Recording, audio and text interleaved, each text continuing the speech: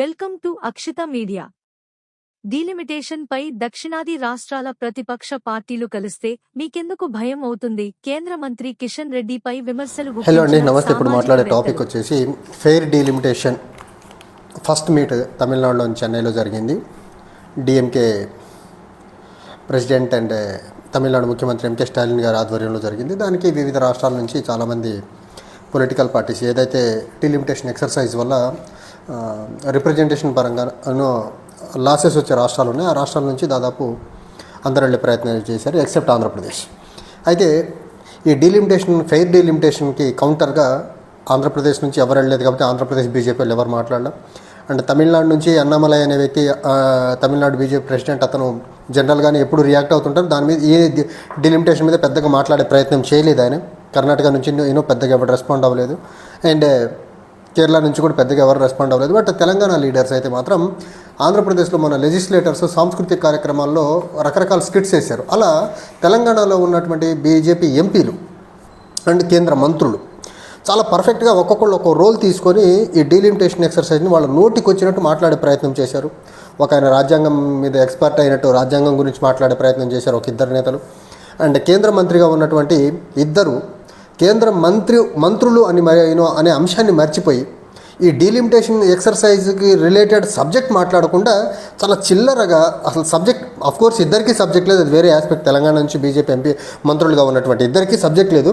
Subject లేని వాళ్ళు ఎలా మాట్లాడతారో అలానే మాట్లాడారు. అందులో ప్రధానంగా కేంద్ర మంత్రి కిషన్ రెడ్డి గారు మాట్లాడుతూ స్టాలిన్కి డీలిమిటేషన్ అనే దురద పుట్టిందంట, ఆ దురద కాంగ్రెస్ పార్టీకి కేటీఆర్కి అంటించారు, అందరూ అక్కడ దురద పెట్టిన బ్యాచ్ అంతా అక్కడ కూర్చొని గోక్కున్నారని చెప్పే ప్రయత్నం చేశారు. అంటే తమిళనాడు రాష్ట్రానికి, సౌత్ ఇండియాకి, పంజాబ్కి, ఒక పక్క ఒడిషా లాంటి రాష్ట్రాలకి ఈ 2026 తర్వాత జరగబోయే డీలిమిటేషన్ ఎక్సర్సైజ్ ద్వారా లోక్సభ స్థానాలు తగ్గుతున్నాయి. ఈ తగ్గుతుంటే ఉత్తర భారతదేశంలో సీట్లు పెరుగుతున్నాయి హిందీ పాలిత హిందీ స్పీకింగ్ స్టేట్స్లో. సో హిందీ రాష్ట్రాల్లో ఇప్పటికే ఉత్తరప్రదేశ్లో దగ్గరికి 80 స్థానాలు ఉన్నాయి, బీహార్లో 40 ఉన్నాయి. సో ఇలా ఎంపీ, రాజస్థాన్, గుజరాత్ ఈ రాష్ట్రాలన్నీ కలుపుకుంటే వాళ్ళ డామినేషన్ ఎక్కువ అవుతుంది. సౌత్ ఇండియా నుంచి రిప్రజెంటేషన్ ఇంకా ఇప్పుడున్న దానికంటే సంఖ్య తగ్గితే political bargaining power, political will power, political saying in national పాలిటిక్స్లో తగ్గుతుందనే ఒక భావనతో సౌత్ ఇండియా నుంచి డీలిమిటేషన్ పరంగా నష్టాన్ని నివారించే ప్రయత్నంలో భాగంగా కేంద్ర ప్రభుత్వం మీద ఒత్తిడి పెట్టేదానికి ఫెయిర్ డీలిమిటేషన్ అనే ఒక మీట్ని కండక్ట్ చేస్తే అది కిషన్ రెడ్డి గారికి దురద బుట్టిన బ్యాచ్ గోక్కున్నారంటే ఈయన కేంద్ర మంత్రి, సంస్కారం లేదు. ఆ డీలిమిటేషన్ ఎందుకు చేస్తారు, ఎవరు చేస్తారు, ఎప్పుడు చేస్తారో తెలియకుండా మాట్లాడే ప్రయత్నం చేశారు. ఇంకొక కేంద్ర మంత్రి బండి సంజయ్ గారు మాట్లాడుతూ దొంగల ముఠ అని చెప్పే ప్రయత్నం చేశారు. నేను డీలిమిటేషన్ గురించి రాష్ట్రాలకు అన్యాయం జరుగుతుంది, లోక్సభ సీట్లు తగ్గబోతున్నాయి అని మాట్లాడేదానికి రాజకీయ పక్షాలు మీట్ అయితే దొంగల ముఠ అని చెప్పే ప్రయత్నం చేస్తారా? బండి సంజయ్ గారు, మీరు ఎంపీగా ఉన్నప్పుడు అమిత్ షా కేంద్ర మంత్రిగా ఉండి తెలంగాణకు వచ్చినప్పుడు బూట్లు మోసినంత ఈజీ కాదు ఇలాంటి మీటింగులు పెట్టుకొని కేంద్ర ప్రభుత్వానికి అగెనిస్ట్గా ఫైట్ చేయడం. ఓకే. అండ్ బండి సంజయ్ గారు మాట్లాడుతూ ఆలు లేదు, పోలు లేదు, అల్లుడి పేరు సోమలింగం అని సామెతలు చెప్పే ప్రయత్నం. డీలిమిటేషన్ ఎక్సర్సైజ్ గురించి మాట్లాడకుండా డీలిమిటేషన్ వల్ల సౌత్ రాష్ట్రాలకి ఎలాంటి నష్టం జరగదనే చెప్పకుండా ఇద్దరు కేంద్ర మంత్రులు ఆలు లేదు, పోలు లేదు, అల్లుడి పేరు సోమలింగం అని సామెతలు చెప్తున్నారు. సౌత్ ఇండియాలో మా పార్టీలని ఈ డీలిమిటేషన్ ఎక్సర్సైజ్కి సంబంధించిన రాష్ట్రాలకు సంబంధించిన వాళ్ళందరూ మీట్ అయిన వాళ్ళందరినీ దొంగల ముఠ అని చెప్పడం, ల్యాండ్ మాఫియా, లిక్కర్ మాఫియా అని చెప్తున్నారంటే అసలు వీళ్లకు డీలిమిటేషన్ పట్ల, డీలిమిటేషన్ వల్ల సౌత్ రాష్ట్రాలకు జరిగే అన్యాయం పట్ల, సౌత్ రాష్ట్రాల ప్రజల యొక్క రిప్రజెంటేషన్ పట్ల ఎంత బాధ్యత రాహిత్యమో చూడండి ఇక్కడ. తర్వాత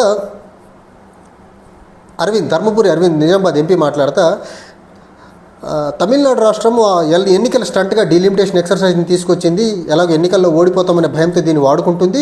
ఎట్ ద సేమ్ టైం తమిళనాడులో 2% పాపులేషన్ తగ్గింది.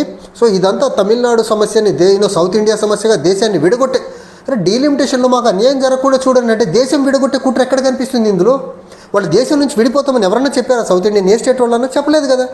మాకు అన్యాయం జరుగుతుంది, అన్యాయం రెక్టిఫై చేయండి, కుదిరితే దీన్ని ఫ్రీ చేయండి ఇంకో ఫర్దర్ 25 years అని చెప్పే ప్రయత్నం చేశారు. దానికి దేశం విడగొట్టే మాట ఎవరి నోట్లో నుంచి వచ్చింది? ఈ విడగొట్టడం అనేది బీజేపీ, ఆర్ఎస్ఎస్ యొక్క డిఎన్ఏ. కులాలుగా, ప్రాంతాలుగా, మతాలుగా సమాజాన్ని విడగొట్టడం it is a DNA of BJP and RSS. మీ డిఎన్ఏని వేరే వాళ్ళ మీద రుద్దే ప్రయత్నం చేస్తారేంటి? తర్వాత అరవింద్ గారు ఇంకో మాట్లాడదా, ఇది పొలిటికల్గా దీన్ని ఇంకో డైరెక్షన్లో తీసుకెళ్లేదానికి స్టాలిన్ ఒక నాటకం ఆడుతున్నారని చెప్పే ప్రయత్నం చేశారు. మరి డీలిమిటేషన్ ఎక్సర్సైజ్ ద్వారా మీరు ఉత్తరాదిలో సీట్లు పెంచుకొని ఇంకో డైరెక్షన్లో తీసుకెళ్తున్న బీజేపీ నాటకం ఆడట్లేదా? దాన్ని బీజేపీ నాటకంగా చూడకూడదు. ఉత్తరాదిలో సీట్లు ఇదే టైము, ఉత్తరాదిలో ఈరోజు సీట్లు ఎక్కువగా పెరుగుతాయి. ఇంకొక 20-30 సంవత్సరాలు 40 సంవత్సరాలు ఉత్తరాది domination across India political domination 2-3 రాష్ట్రాలు ఉండేదానికి ఇది బీజేపీ కుట్రగా చూడకూడదా మనం? తర్వాత ఈటెల రాజేందర్ గారు మాట్లాడుతూ ఆయన చెప్పింది ఏంటంటే బీజేపీ గెలిస్తే రాజ్యాంగం మారుస్తుందన్నారు. రాజ్యాంగాన్ని మార్చడం ఎవరి వల్ల కాదని చెప్పే ప్రయత్నం చేసే పని చెప్పారు. రాజేందర్ గారు వచ్చిన బ్యాక్గ్రౌండ్ ఏమో పీడీఎస్, తర్వాత బీఆర్ఎస్. సరే, రాజకీయ అవసరాల రీత్యా బీఆర్ఎస్ చెడిపోయి బీజేపీలోకి వెళ్ళిపోయారు. అఫ్కోర్స్ లెఫ్ట్ నుంచి రైట్కి వచ్చి రైట్ వాదాన్ని చాలా బలంగా వంటబట్టించుకున్నారు. అఫ్కోర్స్ ఆయన కూడా రాజకీయంగా కొన్ని కాంక్షలు ఉన్నాయి. ఆ కాంక్షలు నెరవేర్చారంటే ఈ బ్లేమ్ గేమ్ ఆడుతున్న రేసులు నేను ఎక్కడ తగ్గుతాను అనేసి ఆయన కూడా ముందుకొచ్చి ఆయన మాట్లాడే ప్రయత్నం చేశారు. రాజ్యాంగాన్ని ఎవరు మార్చరు. డీలిమిటేషన్ గురించి మాట్లాడుతుంటే రాజ్యాంగం మార్పు గురించి తీసుకొచ్చి మాట్లాడతారేంటి ఇక్కడ? అంటే వీళ్ళు ఒక్కొక్క నాయకుడు ఒక్కొక్క అంశాన్ని అందుకొని ఈ టోటల్గా ఈ డీలిమిటేషన్ ప్రక్రియ మొత్తాన్ని తప్పుదారి పట్టించి వీళ్ళు బీజేపీ ఇచ్చిన స్క్రిప్ట్ని చాలా అద్భుతంగా, బీజేపీ కేంద్ర లీడర్షిప్ ఇచ్చిన స్క్రిప్ట్ని చాలా అద్భుతంగా ప్రజెంట్ చేసే ప్రయత్నం చేశారు. వీళ్ళు మాట్లాడిన వాళ్ళు ఎవ్వడు కూడా తెలంగాణకి డీలిమిటేషన్ వల్ల జరగబోయే నష్టమా లాభమా చెప్పే ప్రయత్నం చేయలేదు. పోనీ తెలుగు రాష్ట్రాలకు సంబంధించిన వ్యక్తులు కాబట్టి తెలుగు రాష్ట్రాలకి నష్టమా లాభమా చెప్పే ప్రయత్నం చేయలేదు. కానీ రకరకాలుగా ఈ అంశం మొత్తాన్ని తప్పుదోవ పట్టించేలా సామెతలు, బూతులు తిట్టడాలు, జిలబుడితే గోక్కునే బ్యాచ్ అని చెప్పడం అంటే అసలు వీళ్ళకున్న రాజకీయ పరిపక్వత, రాజకీయ పరిజ్ఞానం అంటే అఫ్కోర్స్ బీజేపీ వాళ్ళకుండే రాజకీయ పరిజ్ఞానం ఇదే. వాళ్ళు జిలబుడితే గోక్కున్నారంటారు, దొంగల ముఠా అంటారు, ల్యాండ్ మాఫియా అంటారు, శాండ్ మాఫియా అంటారు. అంతే తప్ప వాళ్ళు డీలిమిటేషన్ సబ్జెక్ట్ గురించి మాట్లాడే ప్రయత్నం చేయాలి ఎవరు కూడా. తర్వాత ఒక్కళ్ళు మాత్రం డీలిమిటేషన్ సబ్జెక్ట్ మాట్లాడే ప్రయత్నం చేశారు. ఆయన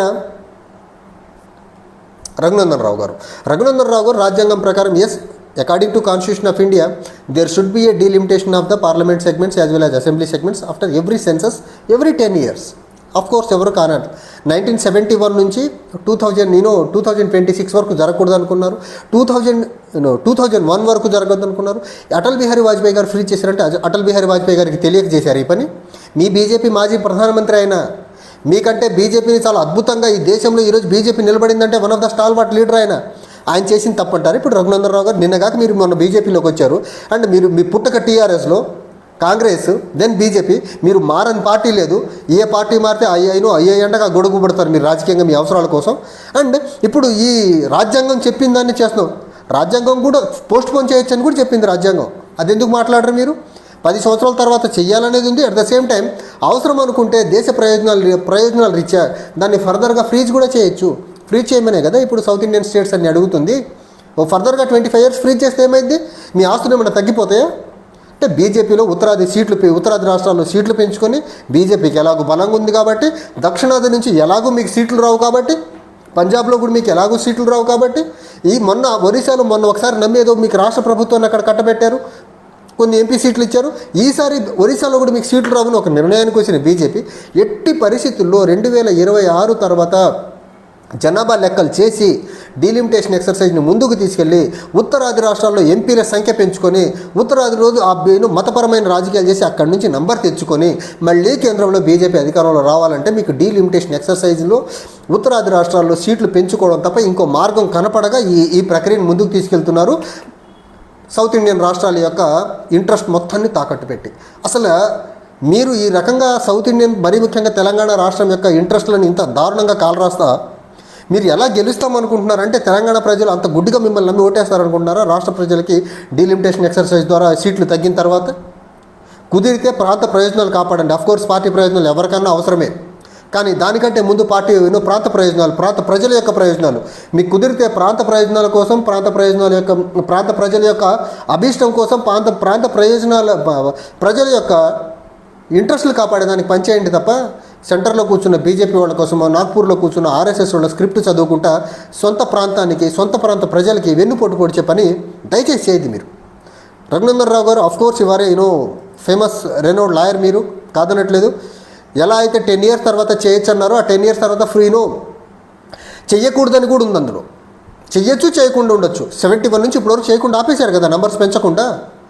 ఇప్పుడు కూడా ఆపండి ఇంకో 25 years ఉత్తరాదిలో పాపులేషన్ స్టెబిలైజేషన్ జరిగే వరకు, లేకపోతే సౌత్ ఇండియాలో కొంచెం పాపులేషన్ పెరిగే వరకు. ఆ ప్రొవిజన్ ఉంది కదా కాన్స్టిట్యూషన్ ఆఫ్ ఇండియాలో. తర్వాత ఇంకొక వ్యక్తి డాక్టర్ లక్ష్మణ్, రాజ్యసభ ఎంపీ, ఆయన ఇంకో అబద్ధం చెప్పే ప్రయత్నం చేశారు. 10 సంవత్సరాలుగా డిఎంకే తమిళనాడు రూల్ చేస్తుందంట, యాంటీ ఇన్కంబెన్సీని కవర్ చేసేదానికి డీలిమిటేషన్ ఎక్సర్సైజ్ని తీసుకొచ్చే ప్రయత్నం చేశారని చెప్పే ప్రయత్నం. అయ్యా లక్ష్మణ్ గారు, అక్కడ డిఎంకే అధికారంలోకి వచ్చింది, గత 5 సంవత్సరాలుగా అధికారంలో ఉంది. ఈ టెన్యూరే అది. అంతకుముందు ఏఐడిఎంకే మీ మిత్రపక్షం, మీ చీకటి మిత్రులు అక్కడ అధికారంలో ఉంది. సో మాట్లాడే ముందు కొంచెం సబ్జెక్ట్ తెలుసుకొని మాట్లాడితే బాగుంటుంది. సో అక్కడ యాంటీ ఇన్కంబెన్సీని డైవర్ట్ చేసేదానికి డీలిమిటేషన్ ఎక్సర్సైజ్ని చేయట్లా. సీట్లు తగ్గితే దక్షిణాది వాయిస్ నేషనల్ పాలిటిక్స్లో ఉండదు కాబట్టి ఆ వాయిస్ని ఇంటాక్ట్గా ఉంచేదానికి ఈ పర్టికులర్ ఎఫర్ట్ని ముందుకు తీసుకొచ్చే ప్రయత్నం చేశారు. అఫ్కోర్స్ మీకు ఎలాగూ మీ ప్రాంతం అభిప్రాయాలు పట్టవు. సౌత్ ఇండియా అనే ఫీలింగ్ అసలు లేదు మీకు ఉందల్లా ఒకటే ఫీలింగ్, ఆర్ఎస్ఎస్, బీజేపీ, ఈ మనువాదుల ఎజెండా. దానికోసం మీరు సొంత ప్రాంతం ప్రయోజనాలు ఎలా సంకనాకిపోయినా, సొంత ప్రాంత ప్రజల వాయిస్ నార్త్ ఇండియా పార్లమెంట్లో వినపడకపోయినా మీకు పెద్ద ఫరక్ పడదు. మీకు కావాల్సిందల్లా మీ ఆర్ఎస్ఎస్ ఎజెండా, బీజేపీ ఎజెండా. దానికోసం మీరు ఎవరి మీద ఎలాగన్నా దుమ్ము పోస్తారనే దానికి బెస్ట్ ఎగ్జాంపులే రైట్ ఫ్రమ్ కిషన్ రెడ్డి గారు, బండి సంజయ్ గారు, ధర్మపురి అరవింద్, ఈటెల రాజేందర్, డాక్టర్ లక్ష్మణ్ గారు ఒక్కొక్కళ్ళు ఒక్కో అంశం అందుకొనేసి అసలు డీలిమిటేషన్ అనే అంశాన్ని పక్కన పెట్టేసేసి వీళ్ళు దుమ్మెత్తిను అక్కడ మీట్ అయినటువంటి పార్టీల మీద దుమ్మెత్తిపోసే ప్రయత్నం చేశారు వీళ్ళు. ఇది వీళ్లకు ఈ ప్రాంతం పట్ల డీలిమిటేషన్ వల్ల జరిగే నష్టం పట్ల వీళ్ళకు ఉన్నటువంటి చిత్తశుద్ధి.